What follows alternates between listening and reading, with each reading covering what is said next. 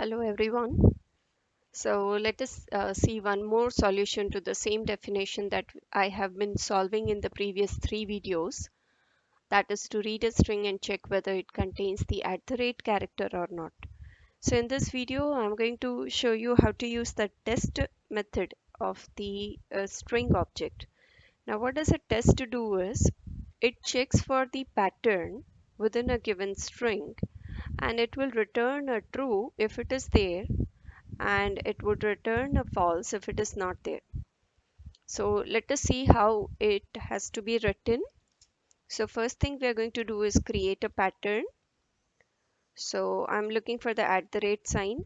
You may add in the modifiers if you are adding alphabets and you are interested in doing a case sensitive or case insensitive search or a first occurrence search or a global search.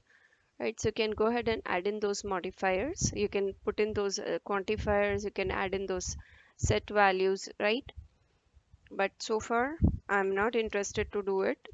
So using the pattern which is there in B, I want to test whether the string A is having that pattern or not. See, the writing is a little different.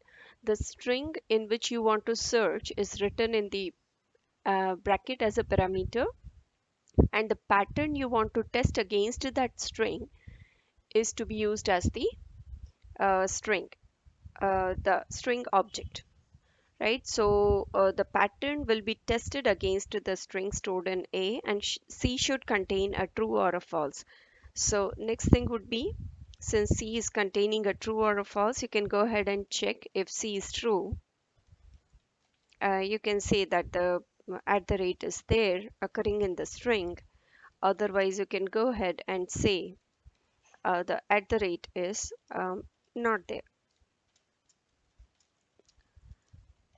right? So this is one way in which you can do. Now if you know how to work with shortcuts, this is not actually required, because if C is containing the true value, then the true boolean value itself will make the condition true, so automatically it will go to the code within the if statement. If C is not containing true, anyways it would go to the else part, so this section is not required.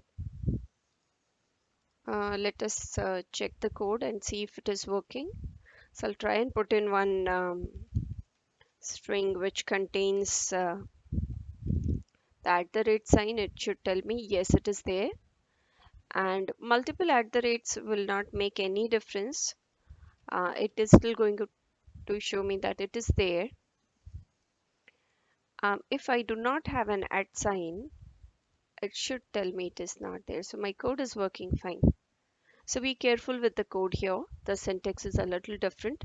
The pattern string dot test in the bracket, the string in which you want to compare the pattern against, is written in the brackets. So I'll see you in the next one with one more solution to the same definition.